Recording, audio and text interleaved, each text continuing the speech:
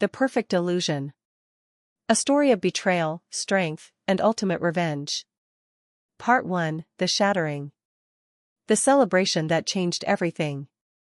The champagne bubbles caught the light like tiny diamonds as they rose through golden liquid. Maya Sterling stood at the edge of the crowded rooftop venue, watching her engagement party unfold like a scene from someone else's life. The city skyline glittered behind floor-to-ceiling windows, but she barely noticed the view she had once found breathtaking. "Maya. Come here." Ethan's voice cut through the music and laughter. Her fiancé waved her over to where he stood surrounded by their friends, his arm casually draped around Lily Chen's shoulders. Lily. Always Lily. Maya's heels clicked against the marble floor as she approached, her emerald dress flowing around her legs. She'd designed it herself, just like she'd designed the invitations, planned the entire party, and paid for most of it. Just like she'd done everything for the past 5 years. "Babe, we're playing Truth or Dare," Ethan announced, his eyes already glassy from expensive whiskey. The whiskey she'd bought. "Lily just dared me to kiss the person I find most beautiful in this room." Maya's smile froze. Around them, their friends leaned in, phones already raised to capture the moment. The kiss that broke everything. "Well, that's obvious," Maya said, reaching for Ethan's hand. "Let's not make a scene." But Ethan wasn't looking at her. He was looking at Lily. "Game's a game, Maya," he said with a shrug that would haunt her dreams. Then he pulled Lily close and kissed her. Not a quick peck. Not a friendly joke. A real, deep, passionate kiss that seemed to stretch on forever while their friends hooped and cheered. When they finally broke apart, Lily wiped her lipstick from Ethan's mouth with her thumb, smirking. "Relax, Maya. I don't believe in marriage anyway. I'm just borrowing him for a second." Maya felt something crack inside her chest. Not her heart breaking, that had happened so many times over the past 5 years that it had learned to break quietly. This was different. This was the sound of her patience, her tolerance, her desperate hope finally shattering into dust. "How long?" Maya asked softly. "What?" Ethan turned to her, irritation flickering across his handsome face. "How long was that kiss? I want to time it properly." Maya pulled out her phone, her hand steady despite the chaos in her mind. "Because according to the Dare rules, if it was longer than 30 seconds, you both lose and have to do a forfeit." Their friend Marcus laughed. "Damn, Maya. I thought you'd be furious, but you're actually cool with this?" "Why wouldn't I be?" Maya's voice was ice wrapped in silk. "After all, I've been cool with everything else for 5 years. The truth begins to surface." Ethan frowned, confused by her tone. He'd never been good at reading her, Maya realized. She'd made it too easy for him, always smoothing over the rough patches, always making excuses. "What's that supposed to mean?" he asked. Maya scrolled through her phone, pulling up a photo. "Remember our first real date? After my stomach surgery? You ordered every spicy Sichuan dish on the menu. All of Lily's favorites. Then you got annoyed when I couldn't eat anything." "That was years ago," Lily interrupted. "Are you seriously still holding grudges?" "Oh, I'm just getting started." Maya's smile was sharper than broken glass. "Remember our first kiss, Ethan? The one where Lily hid in the bushes taking photos and posted them all over campus? You told me she was just being funny. That I was too sensitive." The room had gone quiet. People were lowering their phones, sensing the shift in atmosphere. "And the proposal," Maya continued, her voice never rising but somehow filling the entire space. "When Lily showed up in a white dress, crying about her baby boy growing up, and you let her try on my engagement ring first. For practice, you said. The ring that fit her perfectly because you'd actually had it sized for her fingers, not mine." Ethan's face was turning red. "Maya, you're embarrassing yourself. And Lily. She's single. If people hear this, they'll think." "Think what?" That you've been treating your best friend like your real girlfriend while keeping me around as a convenient backup? Maya tilted her head.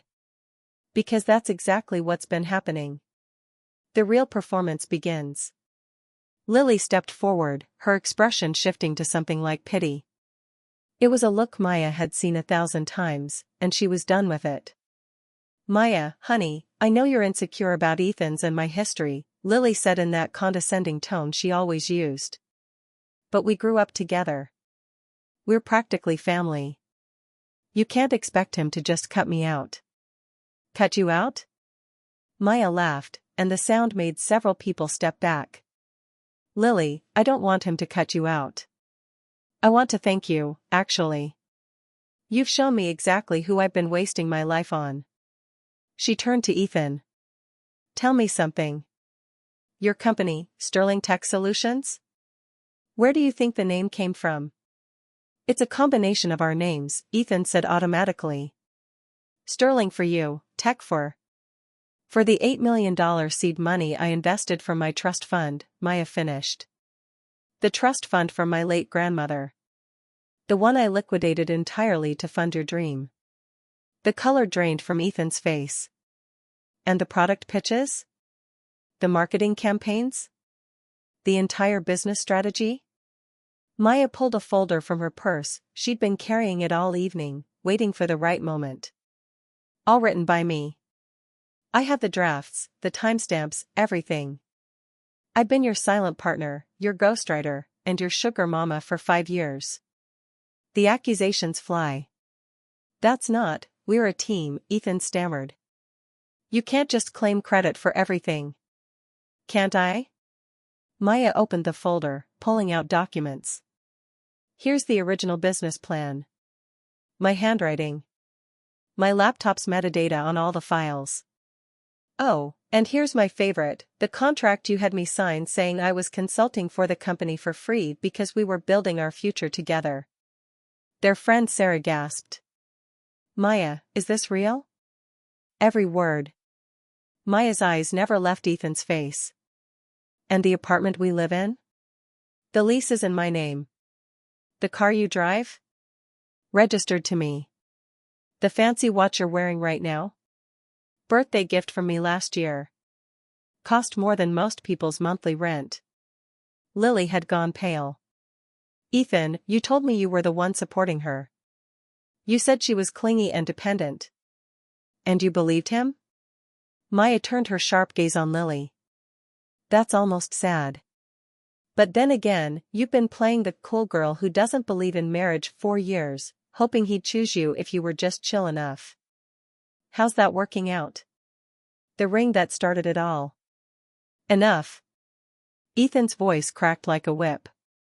What do you want, Maya? You want me to apologize? Fine. I'm sorry I kissed Lily. I'm sorry you feel neglected.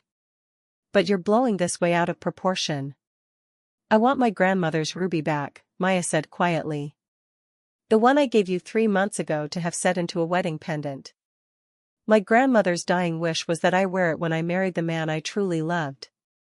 Ethan's hand instinctively went to his pocket. It's being cleaned. Liar. Maya pointed at Lily's neck, where a delicate ruby pendant caught the light. It's right there. You gave my family heirloom to her. Lily's hand flew to the necklace. I didn't know. Ethan said it was a gift. Of course you didn't know. Maya's voice was tired now. You never know, Lily. You're always innocent, always blameless.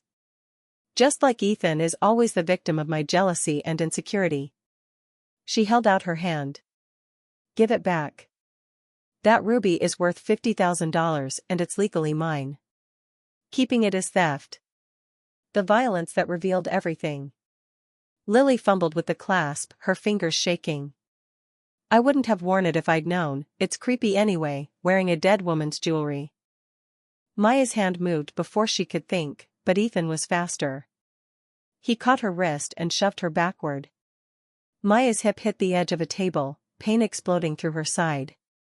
She felt something warm on her temple and realized she was bleeding. The entire room froze. Ethan! Sarah screamed. What is wrong with you? But Ethan wasn't listening. His face was twisted with anger Maya had never seen directed at her before. What is wrong with you tonight? You walk in here swinging, throwing accusations, now you're trying to hit Lily? I explained the kiss. Stop being so dramatic. Maya touched her temple, her fingers coming away red. She looked at the blood, then at Ethan, then at the faces of all their friends who had stood by silently while she was humiliated again and again. You're right, she said softly. I have been dramatic. I should have done this months ago. She reached into her purse and pulled out a document. Not the business files, something else. Something she'd been carrying like a talisman all evening. What's that? Ethan demanded. Maya unfolded the paper and held it up. A marriage certificate. Issued this morning at 10 a.m. The bomb drops. The room erupted. People surged forward, trying to see the document. Ethan snatched it from her hands, his eyes scanning the page in disbelief. This is fake, he breathed. This has to be fake. You're trying to make me jealous, trying to. It's real, Maya said. I got married this morning. To someone who actually values me. Someone who doesn't need me to diminish myself so he can feel bigger. Lily grabbed the certificate, her eyes widening. Alexander Caldwell? The Alexander Caldwell? The billionaire tech investor? This is a joke, right? There's no way. Why not? Maya's smile was genuine now, warm with a secret joy. Did you think I was so pathetic that I'd cling to Ethan forever? That I had no other options? But we're getting married tomorrow. Ethan's voice had risen to a shout.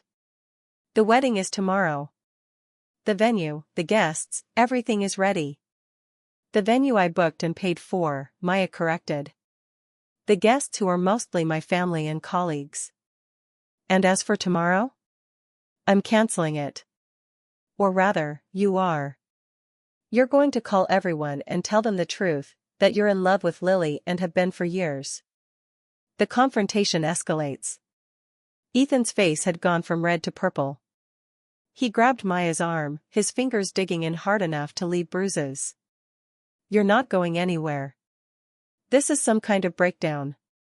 You're upset about the kiss, so you're having a psychotic episode. Let her go. The voice came from the entrance to the rooftop. Everyone turned. Alexander Caldwell stood in the doorway, tall and commanding in a perfectly tailored suit.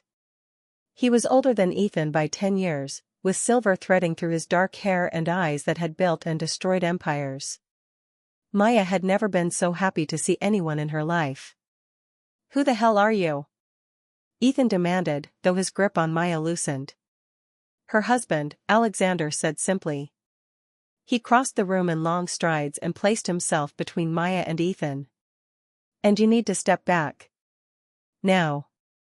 The power dynamic shifts. This is insane. Lily burst out. Maya, what are you playing at? You expect us to believe you secretly married a billionaire? Why would someone like him want you? Alexander's cold gaze swept over Lily, dismissing her in a single glance. He looked at Maya instead, and his expression softened. Are you all right? You're bleeding. I'm fine now, Maya said, and meant it. You're not fine. Ethan pushed forward, trying to get past Alexander. Maya, whatever he's told you, whatever promises he's made, you can't throw away 7 years for some. 7 years? Alexander's voice was quiet but somehow more terrifying than if he'd shouted. You mean 7 years of financial abuse? 7 years of gaslighting and public humiliation? 7 years of stealing her work and claiming credit for her genius? He pulled out his phone and pulled up a screen. I've had my lawyers reviewing everything. The $8 million she invested in your company? We're calling that loan due. Immediately. The intellectual property she created? We're filing for proper attribution and compensation. The apartment and car? She's evicting you effective tonight. Ethan's face went slack with shock. You can't, I'll be ruined. You ruined yourself, Alexander said. You just didn't realize it because Maya was too kind to pull the rug out before. But I'm not kind. I'm protective. And nobody hurts my wife. The truth about their marriage. Sarah found her voice. Maya, how did this even happen? When did you meet him? Maya smiled, remembering. 6 months ago. At an architecture conference in Singapore. I was presenting a sustainable housing design, the one that Ethan told me was too ambitious and refused to let me pitch to investors. I remember that presentation, Alexander said, his hand finding Maya's. She was brilliant. The most innovative thinking I'd seen in decades. I offered to fund the project on the spot. And we started talking, Maya continued. About architecture, about business, about life. He actually listened when I spoke. He asked questions about my ideas instead of talking over me. He valued my mind, not just my wallet. Lily snorted. So you had an affair and now you're trying to paint it as some romantic story? It wasn't an affair, Maya said coldly. I didn't so much as hold Alexander's hand until after I'd officially ended things with Ethan. Which I did 3 weeks ago, by the way. I sent you an email, Ethan. You never read it because you assumed it was just more of my nagging about wedding plans. Ethan pulled out his phone with shaking hands, scrolling frantically. His face told Maya he'd found the email. The final revelations. This is insane, he whispered. The wedding is tomorrow. What am I supposed to tell people? The truth, Maya said. That you're in love with Lily. That you've been emotionally cheating on me for 7 years. That you used me for money and free labor while treating me like an inconvenient obligation. She turned to Lily. And you can have him. Congratulations. You won the prize you've been angling for since college. I hope you enjoy funding his lifestyle the way I did. Lily's expression shifted rapidly from shock to calculation to horror as she realized what Maya was saying. Wait, you mean he's actually broke? The company doesn't make money? The company makes excellent money, Alexander interjected. About $2 million annually. But Ethan's been spending $3 million a year on a lifestyle designed to impress investors and women. He's $4 million in debt, not including the $8 million he owes Maya. The color drained from Lily's face. Suddenly, her cool girl who doesn't believe in marriage act seemed to evaporate. Ethan, is this true? Ethan said nothing, which was answer enough. The exit. Maya picked up her purse, her movements graceful despite the chaos around her. I'll have movers collect my things from the apartment tomorrow. The ruby, please. Lily practically ripped the necklace off, shoving it at Maya. Her hands were shaking.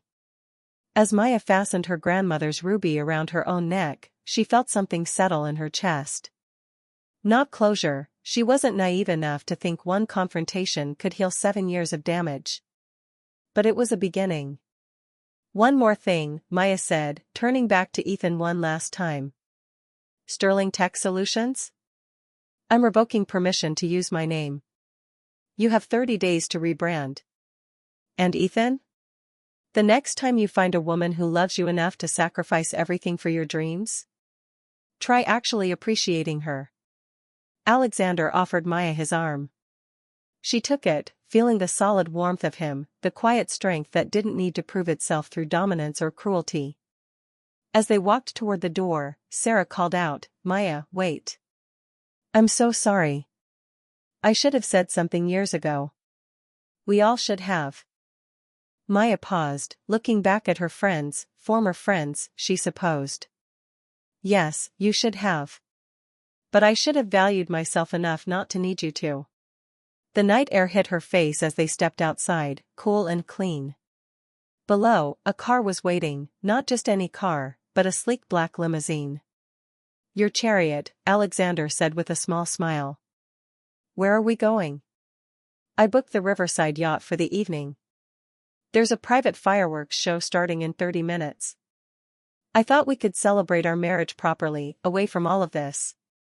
Maya felt tears prick her eyes for the first time that night. You remembered. I remember everything you tell me, Alexander said gently. That's what people do when they actually love someone. As the car pulled away from the venue, Maya looked back one last time. Through the glass walls, she could see Ethan and Lily arguing, their friends scattered and uncomfortable, the party disintegrating into chaos. She felt nothing. No regret, no sadness, no lingering love. She felt free. Part 2, The Rising Phoenix. 6 months earlier, Singapore. The conference hall buzzed with excited chatter as attendees filtered out after the morning presentations. Maya stood by her display booth, trying not to look as dejected as she felt. Her sustainable housing model sat on the table, detailed and perfect, 3 years of work distilled into architectural plans that could revolutionize urban living for low-income families. Not a single investor had stopped to look at it. Excuse me. The voice was deep, cultured, with a hint of British accent. Is this your work? Maya looked up into the most intense gray eyes she'd ever seen. The man was probably in his mid-40s, impeccably dressed in a charcoal suit that probably cost more than her entire wardrobe. He was studying her housing model with genuine interest. Yes, she managed. It's a modular design using recycled materials and solar integration. The cost per unit would be $65,000, he finished, his eyes scanning her calculations. With a 30-year lifespan and minimal maintenance costs. The environmental impact alone makes this revolutionary, but the social implications are staggering. This could house millions. Maya blinked. You actually read my proposal? Every word. He extended his hand. Alexander Caldwell. And you are? Maya Sterling. And I'm surprised. Most investors hear low-income housing and walk away. The beginning of everything. Alexander smiled, and it transformed his entire face from intimidating to warm. Most investors are idiots who only seek quarterly returns. I prefer to invest in ideas that change the world. Do you have time for coffee? That coffee turned into a 4-hour conversation that ranged from architecture to philosophy to the best way to prepare Thai curry. Maya found herself laughing more than she had in months, talking about her real dreams without editing herself for once. So why isn't your company pursuing this? Alexander asked, gesturing to her proposal. Maya's smile faded. My fiancé thinks it's too risky. He wants to focus on luxury developments, higher profit margins. Your fiancé works with you? I work for him, technically. It's his company. I'm a consultant. The word tasted bitter. Alexander's expression shifted subtly. I see. And how long have you been consulting? 5 years. Since we graduated. And in those 5 years, how many of your proposals has he actually pursued? Maya opened her mouth to answer, then closed it. The truth was devastating, 0. Ethan had pursued 0 of her ideas. I'd like to fund this project, Alexander said quietly. Independent of your fiancé's company.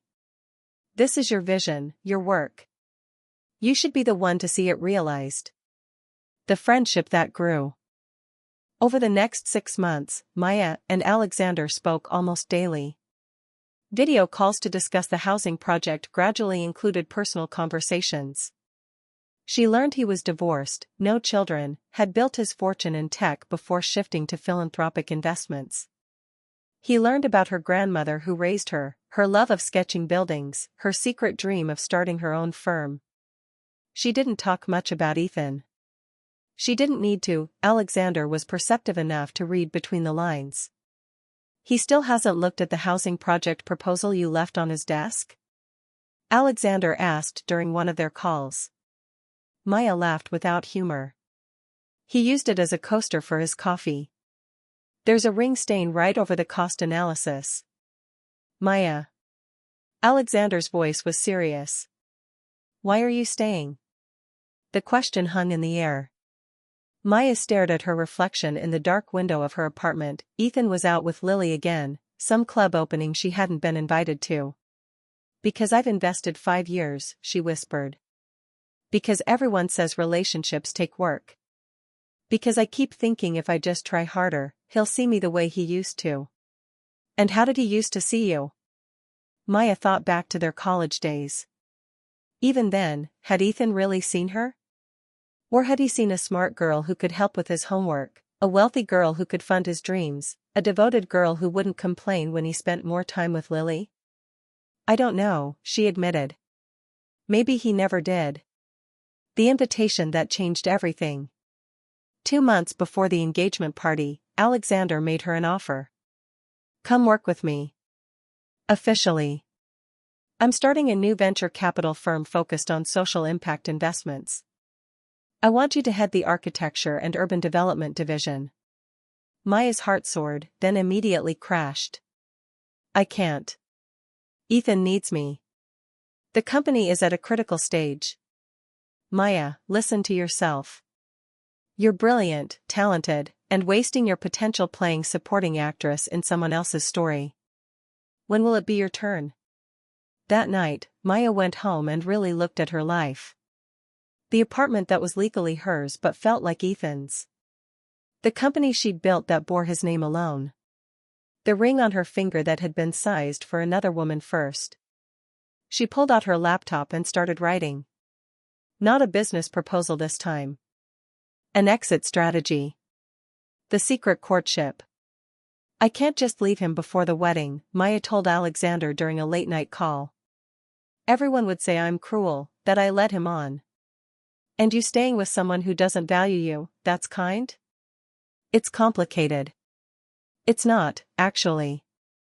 Alexander's face on her screen was gentle but firm. You're afraid. I understand that. But Maya, I need to tell you something, and you need to really hear it. Maya's breath caught. What? I'm falling in love with you. I have been for months. And I know this is terrible timing, and I know you're engaged, and I would never ask you to do anything that compromises your integrity. But I need you to know that there's someone out there who sees your worth. Who would never take credit for your work or let someone disrespect you. Who wants to build something with you, not just use you to build his own dreams. Tears streamed down Maya's face. Alexander, You don't have to say anything. I'm not asking you to leave him for me. I'm asking you to leave him for you. And if, someday, when you've healed and found yourself again, you want to explore what this could be between us, I'll be waiting. But even if you don't, you still deserve better than what you have. The planning begins. Maya started moving money. Quietly, carefully. She transferred funds from joint accounts to ones in her name alone. She made copies of every document that proved her contributions to Ethan's company. She met with lawyers and accountants. She also started seeing a therapist. Dr. Sarah Chen helped her understand the patterns she'd fallen into, the ways she'd made herself smaller to accommodate Ethan's ego. You've been in a relationship with intermittent reinforcement, Dr. Chen explained. He treats you poorly 90% of the time, but that 10% when he's charming and attentive? That's what you're addicted to. You're constantly trying to get back to those good moments. So I'm just broken? You're human. And you're in love with potential, who he could be, who you hope he'll become. But Maya, 5 years is a long time to wait for someone to choose you. 1 month before the wedding, Alexander flew to her city. They met in person for the first time since Singapore. I'm scared, Maya admitted over dinner. What if I'm making a mistake? What if I'm throwing away something real for a fantasy? Alexander reached across the table and took her hand. The touch sent electricity through her. This isn't a fantasy, Maya. What you have with him, that's the fantasy. You've been pretending he's someone he's not, and he's been pretending to care. This, right here, right now? This is real. The proposal. 2 weeks before her engagement party, Alexander did something unexpected. He got down on one knee in his hotel suite. "I know this is crazy," he said. "I know we've never even kissed. I know you're technically engaged to someone else, though you've already emotionally left that relationship. But Maya, I also know that I want to spend my life with someone as brilliant, kind, and strong as you. So I'm asking, will you marry me? Not today, not tomorrow, but someday? When you're ready? When you've closed that chapter of your life and are ready to start a new one?" Maya looked at the ring he offered, a stunning emerald surrounded by diamonds, nothing like the generic diamond Ethan had given her. It was unique, thoughtful, chosen specifically for her. "Yes," she whispered. "Someday." "I can wait," Alexander said. "I'm patient. But I want you to know you have a future waiting for you. A real partner waiting for you. Whenever you're ready to claim it." The breaking point. 1 week before the engagement party, Maya sent Ethan an email. She'd tried to talk to him in person a dozen times, but he was always busy, always with Lily, always dismissive of her need to have serious talks. The email was clear: their engagement was over. She was leaving. She'd be moving out after the party. She wanted her investment in the company returned, and she'd be seeking proper credit for her work. Ethan never read it. Later, she'd find it buried in his inbox under hundreds of unread messages from her, all her attempts at communication over the years reduced to digital clutter he couldn't be bothered with. So she made a new plan. The secret wedding. On the morning of the engagement party, Maya woke up in a hotel room. Alexander was there, sleeping in the chair by the window because he'd insisted on staying close but wouldn't presume to share her bed. She watched him sleep for a moment, this man who had shown her what respect looked like, what partnership meant. "Alexander," she whispered. He woke instantly, alert. "Is everything all right? Marry me. Today. Right now. Before the party." He sat up slowly. "Maya, are you sure? You don't have to do this. You can just walk away from him, you don't need to. I'm not doing this to hurt him. I'm doing this for me. I want to walk into that party tonight as your wife. I want to know that I've already chosen my future before I have to face my past. I want the courage that comes from knowing I'm not alone." Alexander studied her face for a long moment, then smiled. "Then let's get married, Maya Sterling." They went to the courthouse at 10 a.m. No guests, no fanfare, just two people promising to build a life together. Maya wore a simple white dress she'd bought the day before. Alexander wore his usual impeccable suit. When he slipped the emerald ring onto her finger, Maya felt something she hadn't felt in 7 years: peace. "Ready to face him?" Alexander asked as they left the courthouse, marriage certificate in hand. Maya looked down at her rings, her real wedding band, her emerald engagement ring. Then she looked at the man beside her, solid and real and chosen. "Ready," she said. The power play.